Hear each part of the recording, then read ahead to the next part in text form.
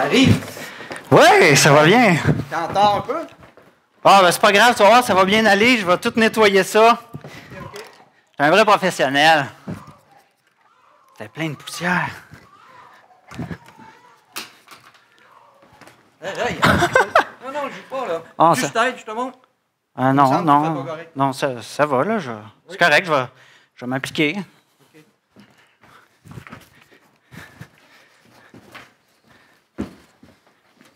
T'as oublié un bout. Ça va? Ça va?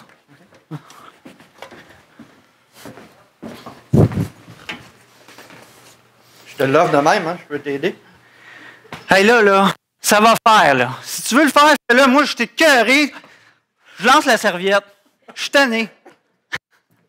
Merci, Yvon.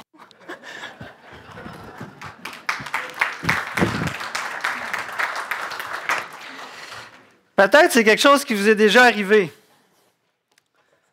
Hein? Servir comme ça, quand quelqu'un ne te lâche pas les baskets, qui critique, c'est pas évident, hein?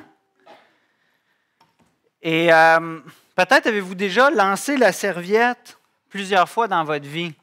Ça peut être dans votre vie de famille, avec vos enfants, ça peut être dans le mariage, ça peut être avec un patron, ça peut être avec un frère ou une sœur.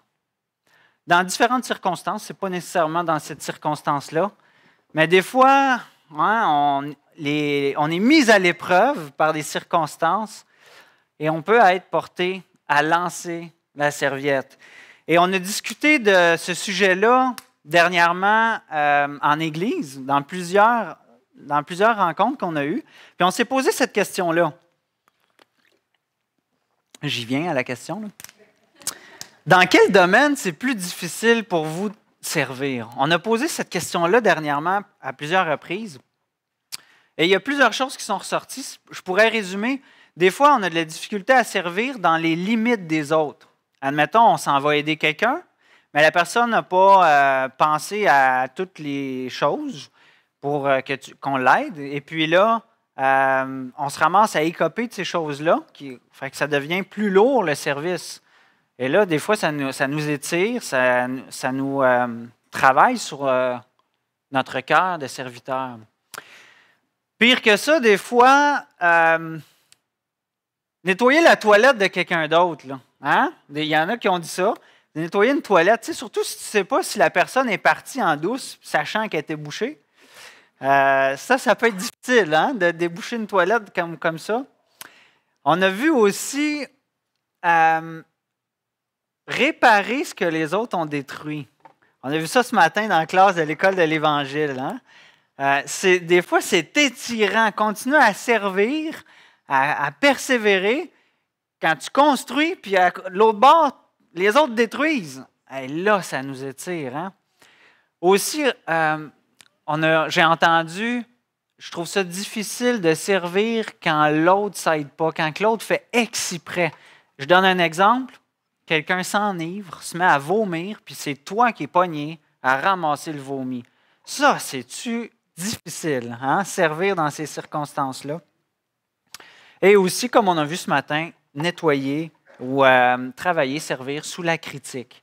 Comme ce n'est pas évident de persévérer et de travailler dans ces circonstances-là. Mais la Bible n'est pas muette au sujet du service.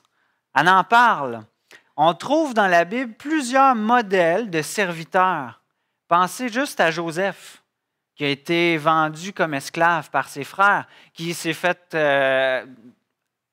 dire des choses qui ne sont pas vraies, qui a fini en prison, il a dû servir aussi en prison, et qui s'est ramassé, second du Pharaon, à servir un autre domaine de service. Pensez à Daniel, sous l'Empire babylonien, Israël est déporté, et il devient serviteur dans ce domaine-là. Pensez à David, avec le roi Saül, qui a servi aussi. Pensez à Esther, qui elle aussi, comme reine devant son roi, qui a défendu la cause d'Israël. Pensez à Ruth, qui a perdu son mari, qui est devenu esclave, pas esclave, qui n'avait plus rien finalement, puis qui est allé au service de Boaz. On a plein de modèles comme ça. Et Dieu aussi a institué des serviteurs dans la parole. Pensez aux sacrificateurs, aux rois, aux prophètes. Et le Nouveau Testament aussi nous parle du service. Sous un jour nouveau, on voit une nouvelle alliance, un nouveau cadre dans lequel le service s'exerce. Et dans les Épîtres, on voit comment appliquer cette nouvelle alliance-là dans notre service. Dans différents contextes, il nous donne des principes pour nous guider. Et ce matin, j'aimerais ça vous parler d'un amour sans limite, qui est le fondement même du service. Un amour sans limite qui nous transforme et qui est le fondement de notre service. Et je sais que vous me voyez venir, mais c'est correct. J'espère que vous me voyez venir. On va parler de cet amour qui transforme dans l'Évangile selon Jean. Et Jean est bien placé pour nous parler de l'amour. Parce qu'il était convaincu que Dieu l'aimait profondément. Jean était convaincu de ça. D'ailleurs, il se décrit lui-même dans l'Évangile de Jean au chapitre 21, verset 20. Ce n'est pas là qu'on va aller, mais il se décrit lui-même comme le disciple que Jésus aimait. Et c'est ça, ce matin, je veux aussi vous présenter le but de l'Évangile de Jean qu'on retrouve au chapitre 20, verset 31, qui nous dit « Mais ces choses ont été écrites afin que vous croyiez que Jésus est le Christ, le Fils de Dieu, et qu'en croyant, vous ayez la vie en son nom. »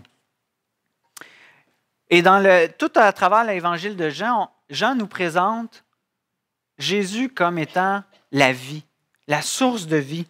Il nous présente son identité divine. Et à travers les actions, les paroles de Jésus, on peut découvrir que Jésus est Dieu. Et puis, il nous montre aussi comment cette vie-là peut devenir vivre en nous. C'est ça l'objectif de Jean, que vous croyiez et que vous ayez la vie en vous. Donc, il nous montre que la vie de Jésus, l'identité de Jésus, elle a un impact sur notre propre vie. Je vous invite ce matin à tourner dans Jean 13. C'est dans ce livre-là qu'on va aller ce matin. Et pendant que vous tournez, je vous explique un petit peu le contexte. Juste avant ce passage-là, dans Jean 13, on voit que Jésus rentre à Jérusalem sur le dos d'un ânon. Et les gens l'acclament comme roi. « Hosanna, Hosanna, béni soit celui qui vient au nom du Seigneur. » Et là, Jésus fait quelque chose de spécial. Il annonce qu'il vient mourir. Oups! Et là, ça change complètement la donne. Plusieurs l'abandonnent. Hein? On t'accueille comme roi, puis toi, tu viens nous dire que tu vas mourir. C'est pas ça, là, un roi. Et puis plusieurs restent incrédules malgré tous les miracles que Jésus a faits, toutes les actions, tout l'enseignement qu'il a donné. Il y en a qui restent incrédules. Et puis il y en a d'autres même qui vont croire, ah oui, lui, c'est vraiment le Messie, mais qui décident de se taire par peur des chefs religieux. Et Jésus déclare qu'ils ont préféré la gloire des hommes, ou ils ont eu plus peur de ce que les hommes pensaient d'eux, plutôt que de révérer Dieu, en déclarant que Jésus est le Fils de Dieu, l'égal du Père. Alors là, Jésus annonce à haute voix, il résume le message de la bonne nouvelle. Il dit, si quelqu'un croit en moi, il croit aussi au Père qui m'a envoyé. Et il rappelle son objectif, qui était non de juger, mais de sauver. Et vous savez quoi? Ce qui va juger les nations à la fin des temps, ce n'est pas le fait que Jésus va revenir juger, mais c'est la parole qui témoigne que Jésus est le Christ, le Fils de Dieu. C'est cette parole même-là qui va nous juger à la fin des temps. Parce que pour ceux qui auront cru, ils vont aller dans la présence de Dieu, et ceux qui n'auront pas cru, la parole de Dieu va les juger. Donc, en ayant placé la table, on peut lire ensemble le chapitre 13, Jean 13. Avant la fête de la Pâque, Jésus, sachant que son heure était venue de passer de ce monde au Père, et ayant aimé les siens qui étaient dans le monde, mit le comble à son amour pour eux. Pendant le souper, lorsque le diable avait déjà inspiré au cœur de Judas Iscariote, fils de Simon, le dessein de le livrer, Jésus, qui savait que le Père avait remis toutes choses entre ses mains, qu'il était venu de Dieu et qu'il s'en allait à Dieu, se leva de table, ôta ses vêtements et prit un linge dont il se ceignit. Ensuite, il versa de l'eau dans un bassin et il se mit à laver les pieds des disciples et à les essuyer avec un linge dont il était saint. Il vint donc à Simon-Pierre et Pierre lui dit, « Toi, Seigneur, tu me laves les pieds. » Jésus lui répondit, « Ce que je fais, tu ne le comprends pas maintenant, mais tu le comprendras bientôt. » Pierre lui dit, « Non, jamais tu me laveras les pieds. » Jésus lui répondit, « Si je ne te lave, tu n'auras point de part avec moi. » Simon-Pierre lui dit, « Seigneur, non seulement les pieds, mais encore les mains et la tête. » Jésus lui dit, « Celui qui est lavé n'a besoin que de se laver les pieds pour être entièrement pur. Et vous, vous êtes purs, mais non pas tous, car il connaissait celui qui le livrait. C'est pourquoi il dit, vous n'êtes pas tous purs.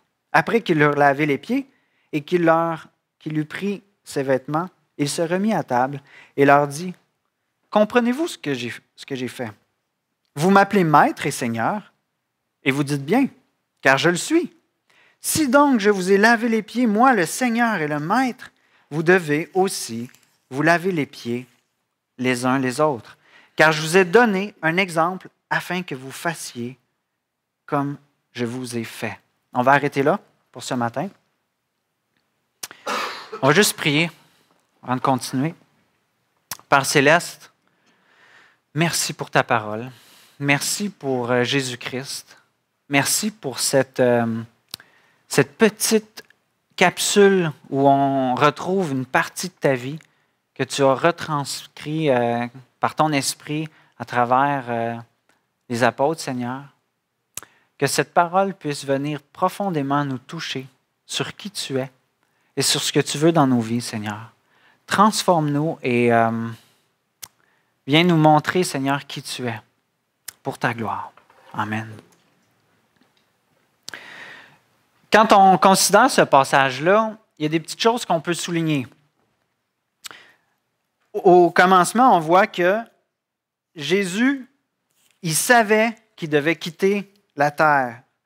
Hein? On le voit au verset 1, sachant que son heure était venue de passer de ce monde au Père. On voit ce premier point-là. On voit aussi que Jésus était pleinement conscient de son autorité et de son pouvoir. Il est conscient de son identité, on le voit au verset 3. Jésus, qui savait que le Père avait remis toutes choses entre ses mains, qu'il était venu de Dieu et qu'il s'en allait à Dieu, se leva de table. Donc, Jésus était conscient là, de qui il était, puis en plus qu'il avait tout pouvoir. Et Jésus aussi connaît ceux qu'il avait choisis et ceux qu'il trahirait. On le voit, hein, au travers le passage, il dit « Vous êtes purs, mais non pas tous », parce qu'il connaissait Judas qui devait le trahir. Donc, on peut se poser la question, sachant qu'il est Dieu, il sait qu'il est Dieu, il sait qu'il s'en va mourir, il sait qui va le trahir, il sait même que les disciples vont l'abandonner. Pourquoi il s'est mis à laver les pieds de ses disciples à ce moment-là? Qu'est-ce que ça signifie? C'était comme un repas d'adieu, hein, tout ça. Juste avant qu'il aille mourir, Jésus était à table avec eux. Et à cette époque-là, les gens avaient l'habitude de manger couchés ou assis par terre. Puis là, on peut se demander, est-ce que Jésus, ça fait 3 ans qu'il est avec ses disciples, il se promène, bon, personne n'a les pieds lavés. Ça fait 3 ans que je suis avec vous, puis vous n'êtes pas encore propre. Puis là, il dit, bon, c'est correct, c'est moi, je vais le faire, là, je vais vous nettoyer. Là. Regardez, c'est un exemple. Pensez-vous que c'est avec cette attitude-là que Jésus l'a fait? En tout cas, ce n'est pas comme ça que le texte le présente. Hein? Je vous donne cet exemple-là parce que on est des modèles, on a reçu des modèles de service et on a besoin de comprendre un peu l'attitude de Jésus pour qu'il nous transforme. Si on veut le refléter dans nos vies, on a besoin de ça. Et le premier point, on peut se demander pourquoi Jésus a lavé les pieds des disciples. Le premier point que j'aimerais souligner, qu'on peut voir aussi à l'écran, c'est que Jésus a pris la serviette de serviteur parce qu'il aimait sans limite. Il aimait ses disciples sans limite. Il faut savoir que la tâche de laver les pieds d'un Juif à cette époque-là, c'était une coutume de laver les pieds quand on rentrait dans une maison, mais que cette tâche-là était tellement humiliante qu'elle était non seulement réservée à des esclaves, mais parfois il déléguait cette tâche-là à des esclaves non juifs. Mais Jésus voulait leur montrer une preuve d'amour. Il voulait montrer jusqu'à où allait son amour. Il voulait leur montrer une marque suprême, une preuve irréfutable. Je vous aime. Je vous aime. Et puis, il n'a pas demandé la permission. Hey, je vous aime, me laisseriez-vous laver vos pieds? Non, il s'est mis tout de suite à l'action, à servir. Et cette illustration-là de Jésus, cette marque d'affection suprême, nous rappelle ce que l'Évangile, selon Marc, nous enseigne dans Marc 10, 45. En effet, le Fils de l'homme est venu non pour être servi, mais pour servir et donner sa vie en rançon pour beaucoup.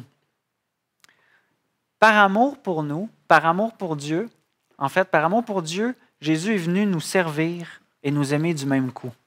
C'est pas merveilleux? Philippiens 2, 6 et 7 nous dit aussi que lui, qui est de condition divine, n'a pas regardé son égalité avec Dieu comme un butin à préserver, mais il s'est dépouillé lui-même en prenant une condition de serviteur, en prenant la serviette, en devenant semblable aux êtres humains. Mais ça nous pousse à une autre question. Pourquoi Jésus les aimait? Et Jésus exprime un amour tout à fait différent de celui qu'on est habitué, nous, à vivre en tant qu'être humain. Et je ne veux pas généraliser, mais si on sépare les générations, on voit des fois des modèles de service. Et si je prends, comme je dis, je ne veux pas généraliser, si je prends la génération baby boomer, admettons, l'engagement, le dévouement et la persévérance, vous êtes d'accord avec moi que c'est quelque chose de super important pour les baby boomers? C'est vrai? Ils vont rester fidèles à leur assemblée. Ils vont servir. Ils vont rester aussi plus fidèles que ceux dans leur couple, que les nouvelles générations. Mais souvent, ça va être fait sans émotion. Ils vont... puis là, je ne généralise pas, mais beaucoup vont s'attacher à cette fidélité-là, puis à un moment donné, ils se rendent compte, j'ai plus d'amour ou j'ai plus d'affection. Puis des fois, les mariages vont se briser après 30 ans, 40 ans, où les gens vont quitter l'Église parce qu'ils ne savent plus pourquoi ils sont là. Donc, il y a quelque chose à travailler là. Pour la génération Y, on dirait que c'est l'inverse. Génération Y, eux autres, ils vont servir une cause. Ils vont se donner pour quelque chose qu'ils sont passionnés. Mais aussitôt que ça ne rapporte plus rien, ben on abandonne. Et c'est pour ça, des fois, que l'engagement est moins là, la persévérance est moins là. Fait qu'eux autres, ça va moins leur déranger de changer d'église. S'ils ne sont plus convaincus que la cause est en train d'être accomplie, ben ils vont se désengager. Mais lui, Jésus, il n'a pas aimé dans ces deux extrêmes-là, hein? Il a aimé sans limite jusqu'à la fin. Et il y avait cet amour-là profond qui continuait dans son cœur. Il savait que Judas allait le trahir. Il savait que les disciples allaient dormir dans le jardin de Gethsémani pendant qu'ils priaient, qu'ils étaient dans l'angoisse parce qu'il allait mourir. Il savait que Pierre allait le renier, que tous allaient l'abandonner. Puis même à ça n'a pas venu à bout de le décourager. Quand il est mort, quand il est ressuscité, qu'est-ce qu'il a fait? Il est allé restaurer le cœur de ses disciples. Il les aimait, hein? Incroyable. Et Jésus les aimait pourquoi? Simplement parce que c'était des créatures à l'image du Père. C'était des créatures à l'image de Dieu. Et pour lui, chaque personne est précieuse à cause de ça. C'est une vérité tellement simple, mais on a de la difficulté à y croire. Hein? On se donne toutes sortes de fausses raisons pour ne pas croire à cet amour-là. On se dit, je ne le mérite pas. Je ne mérite pas cet amour-là, fait que non, je ne l'accepte pas. Ou on se dit, je dois le mériter, attends, je vais frotter plus fort, puis peut-être qu'il va m'aimer. Des fois, on regarde ailleurs que Jésus aussi. Si Dieu m'aimait tellement, là, si Dieu m'aimait vraiment, cette personne-là ne m'aurait pas abandonné. Ou cette personne-là ne m'aurait pas fait du mal. Et en réfléchissant de la sorte, on remplace Dieu par une personne. On donne le pouvoir de Dieu à une autre personne qu'à Dieu lui-même. Mais encore là, on peut se dire, oui, mais à cause de ces mauvais modèles-là, je suis tout croche, je ne suis même pas capable moi-même d'aimer et de servir. C'est un petit peu de la faute de Dieu, tu sais, c'est lui qui les a placés là, ces personnes-là, c'est mes parents ou je ne sais pas qui, ces modèles-là. Mais réalises-tu que Dieu t'aime, même si tu es tout croche? Ça ne le dépasse pas, lui. Il n'est pas limité ou ah non, ben parce que tu n'es pas capable d'aimer, je ne t'aimerai pas. Jésus l'a prouvé parfaitement à travers Jésus. Dieu l'a prouvé parfaitement, son amour à travers Jésus. Et le Seigneur ne se laisse pas décourager par tes faiblesses, par tes manquements. Dieu te connaissait avant la fondation du monde, avant que tu sois dans le ventre de ta mère. On a vu un petit bébé ce matin, mais avant que tu sois un petit bébé, Dieu t'aimait. Il te connaissait. Il t'aimait tellement qu'il a décidé de s'incarner en tant qu'être humain pour mourir à ta place, pour payer toutes les conséquences, toutes tes gaffes, pour les payer à la croix. Et il l'a fait pour que tu sois réconcilié avec son Père, pour que tu jouisses de la relation éternelle que lui-même a avec son Père. Il dit, viens-t'en, profites-en toi avec. Et il va t'aimer encore éternellement. Peu importe qu'est-ce que tu as fait, ce que tu vas faire, il va t'aimer éternellement. Mais pour que cet amour-là ait réellement un effet dans ta vie, il faut que tu le reçoives par la foi. C'est le premier pas, hein? Et si c'est la première fois que tu entends parler de l'amour de Dieu comme ça, hey, Dieu m'aime, peu importe. Dieu m'aime avec toutes mes gaffes, avec les modèles mauvais que j'ai eus. Il m'aime pareil, il me l'a prouvé. Bien, je t'invite à placer ta confiance, à recevoir cet amour-là, puis à croire. Et peut-être que tu as déjà aussi reçu cet amour-là, mais que tu l'as oublié. Puis que tu reviens des fois avec des faux raisonnements. Bien, dans tous les cas, on est appelé à revenir à cet amour-là. Si on se détourne ou on trébuche, Dieu nous relève, puis on retourne vers lui. Et c'est mon désir ce matin que vous soyez fortifiés dans l'amour qui a poussé Jésus à venir servir l'humanité. Donc Jésus n'a jamais lancé la serviette, il ne l'a jamais jetée, mais il a plutôt exprimé son amour avec. Ensuite, peut-être un deuxième point, pourquoi Jésus lave les pieds de ses disciples? Eh bien, c'est pour symboliser son sacrifice.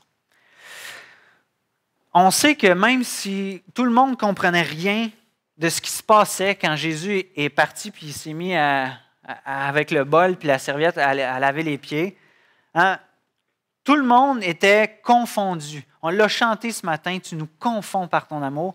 Ben, les disciples, c'était la même affaire. Hein? Jésus, celui qui a fait tous les miracles, celui qu'on déclare le Messie, il est là, puis il pogne la serviette, puis il se met à nous laver les pieds, lui. Mais personne n'a rien dit.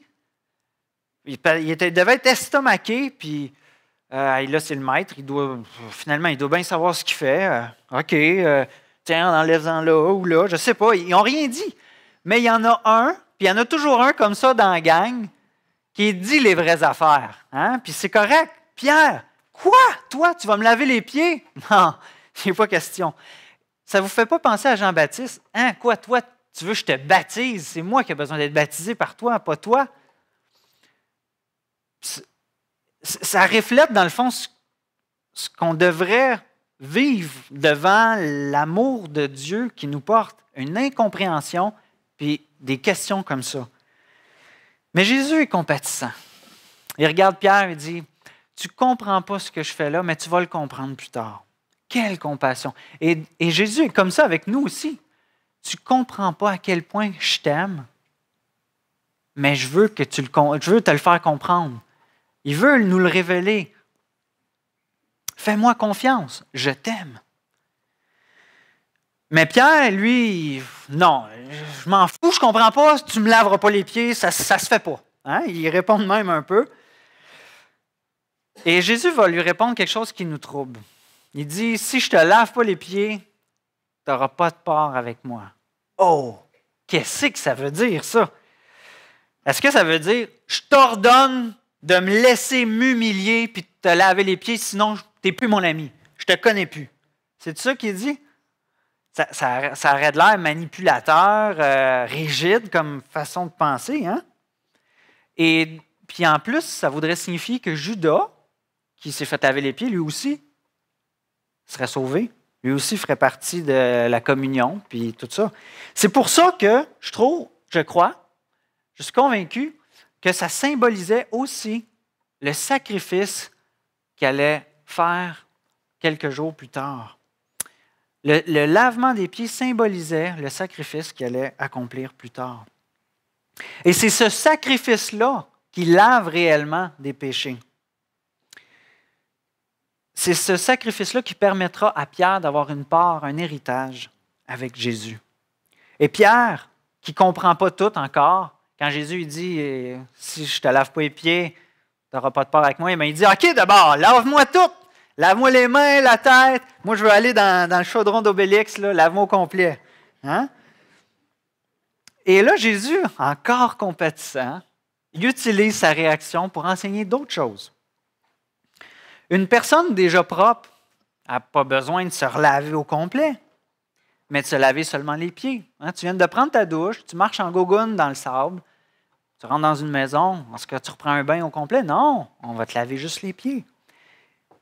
Et Jésus enseigne par là que parce que les disciples ont déjà placé leur confiance en lui, excepté Judas, ils sont déjà purs à l'avance. Ils sont déjà purifiés par la parole. Et ils sont purifiés par le sacrifice qui va être accompli plus tard. Mais il sait d'avance, Jésus. Et Jésus le réaffirme d'ailleurs plus tard dans Jean 15,3. « Déjà vous êtes purs à cause de la parole que je vous ai annoncée. » Donc, l'amour extrême, l'amour sans limite de Dieu, l'a poussé à prendre la serviette pour symboliser aussi son sacrifice, pour symboliser son amour sans limite, son sacrifice. Et on va voir un troisième point ensemble. Une troisième raison pour laquelle Jésus a pris la serviette pour laver les pieds de ses disciples, c'est de montrer un modèle d'amour à suivre. Il y avait aussi un modèle à suivre là-dedans. Pour beaucoup de gens aujourd'hui, Jésus n'est pas très bien compris. On le voit justement comme ça, peut-être comme un esclave, que c'est son métier de pardonner, de laver, de s'accroupir à quatre pattes, puis d'exécuter nos quatre volontés. Et puis là, quand l'épreuve arrive, hein, quand Dieu permet qu'on ne soit plus dans le confort ou dans la prospérité, ce faux Dieu-là qu'on s'est bâti, il prend le bord. Parce qu'il n'est plus l'esclave qu'on en a fait. Hein? Mais Jésus vient clarifier cette tendance-là au verset 12 à 14. Il dit, « Comprenez-vous? Vous m'appelez Seigneur et Maître, puis vous faites bien. C'est ce que je suis. Je suis Dieu fait homme. » Jésus, il ne nous doit rien. Ce n'est pas une relation donnant-donnant. Je te donne ça, tu me donnes ça, ou tu me donnes ça, je te donne ça. Ce n'est pas notre égal. Et son geste qu'il est en train de faire, ce n'est pas un geste d'infériorité. Il n'est pas en train de montrer qu'il est plus petit qu'eux. Mais non, il est en train de montrer sa grandeur, la grandeur de son amour. Jésus est la vie, puis il décide de nous la donner même si on ne la mérite pas. Ça, c'est un chef serviteur. Est-ce que ça vous tente de suivre quelqu'un comme ça? Quelqu'un qui a toute l'autorité, mais qui décide de se donner pour toi. qui a toute l'autorité, qui a toute la sainteté, mais qui décide de prendre sur lui tes imperfections, tes impuretés, ton péché. Hey, comment pas résister de suivre quelqu'un comme ça? Maintenant, comment le fait que Jésus ait lavé les pieds de ses disciples peut faire une différence dans notre vie? Est-ce que c'est en se disant, ouais, c'est vrai, c'est un bon modèle, puis je devrais faire plus d'efforts, puis je vais essayer. Ben là, tu le fais mal. Là. Ah, je suis tanné.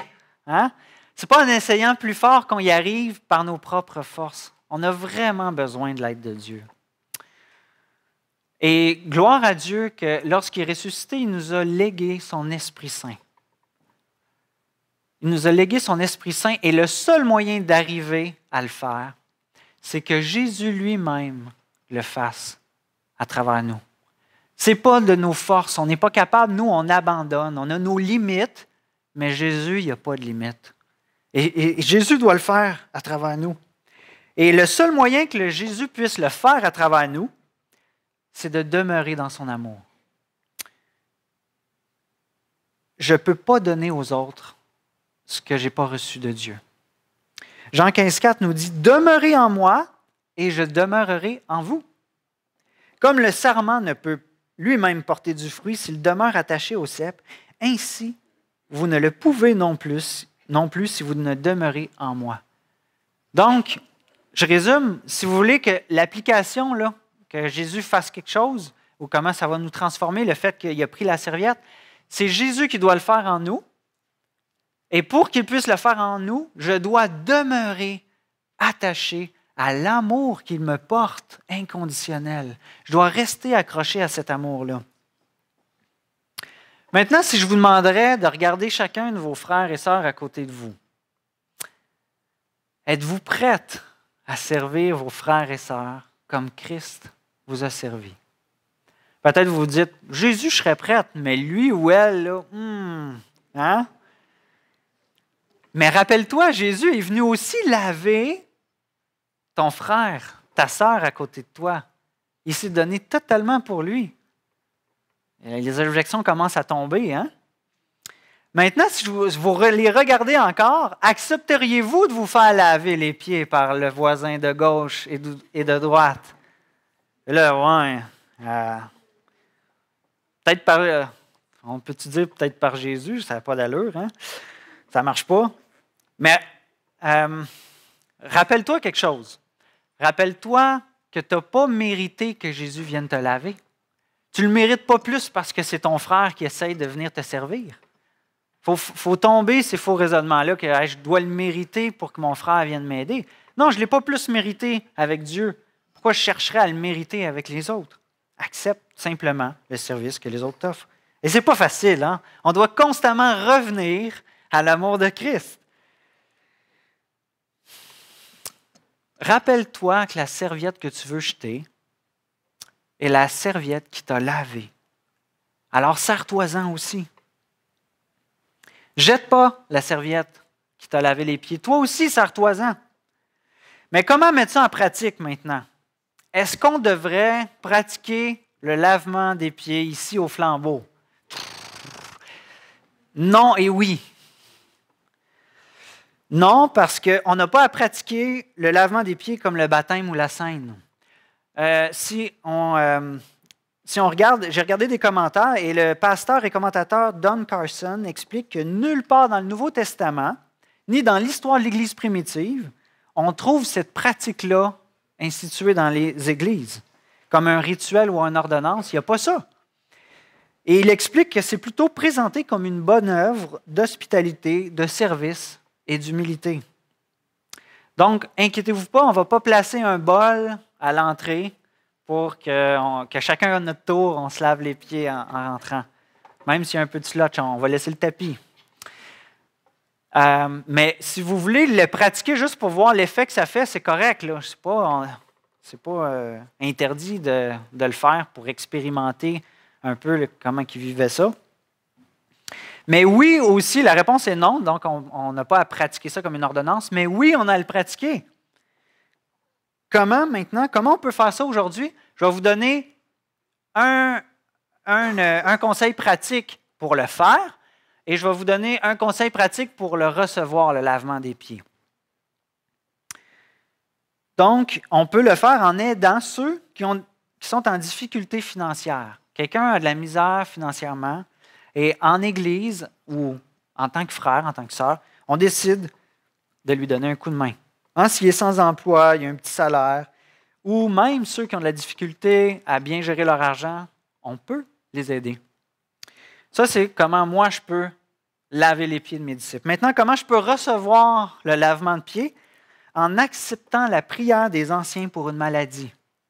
Jacques 5, 14 à 16 nous dit, « Si quelqu'un parmi vous est-il malade, qu'il appelle les anciens de l'Église, et que les anciens prient pour lui, lui appliquant de l'huile au nom du Seigneur. La prière de la foi sauvera le malade et le Seigneur le relèvera.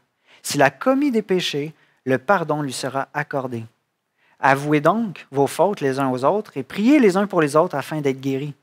La prière du juste agit avec une grande force. » Donc, c'est important de laver nos bas sales ensemble. Et une façon qu'on accepte que les autres nous les lavent, c'est en acceptant que les anciens prient pour nous. Quand on est malade, hein? Un autre, on peut laver les pieds des autres en exerçant l'hospitalité, en s'invitant mutuellement. Comment recevoir? Accepter d'être réprimandé lorsqu'on pêche. Parce que c'est un moyen de grâce que Jésus donne pour nous laver les pieds. D'accepter la réprimande, d'accepter d'être redirigé vers le Seigneur Jésus. Conseiller ceux qui ont moins d'expérience, ça c'est un moyen de laver les pieds des autres. Par exemple, l'éducation des enfants, titre 2 nous donne des exemples concrets. Titre 2, 3 à 5, je dis que les femmes âgées doivent avoir aussi l'extérieur qui convient à la sainteté, n'être ni médisantes ni à donner au vin, qu'elles doivent donner de bonnes instructions dans le but d'apprendre aux jeunes femmes à aimer leur mari, leurs enfants, à être retenues, chastes, occupées aux soins domestiques, bonnes, soumises à leur mari, afin que la parole de Dieu ne soit pas blasphémée. Donc, un des moyens de laver les pieds, c'est ton expérience que tu as acquise là, avec la vie, avec le Seigneur. Retransmets-la aux plus jeunes, à ceux qui sont inexpérimentés. Je termine avec ça. Je veux rendre grâce à Dieu pour les serviteurs ici au flambeau et ceux qui sont aussi qui servent dans leur famille. Je veux rendre grâce pour Daniel, au fond, qui va enregistrer ou faire des copies de la prédication, qui va tondre le gazon, qui entretient le bâtiment, vient de vivre un deuil et continue, persévère dans le service. Je veux rendre grâce à Dieu pour Martine, qui fait les finances de l'Assemblée, qui s'occupe de tout l'aspect financier. Pour Solange, qui est une vraie boule d'énergie, qui court partout avec joie pour servir à la Banque alimentaire. C'est juste quelques exemples. Je veux rendre grâce à tous ceux, les autres que je n'ai pas nommés, qui sont dans l'ombre, qui servent le Seigneur fidèlement, mais que le Seigneur voit ce que vous faites et va vous le rendre aussi. Non pas parce qu'on le mérite, mais parce qu'on est unis à Jésus-Christ. Alors, jette pas la serviette qui t'a lavé les pieds. Elle est là, la serviette. Qu'est-ce que tu vas faire avec? Je termine avec ce défi-là.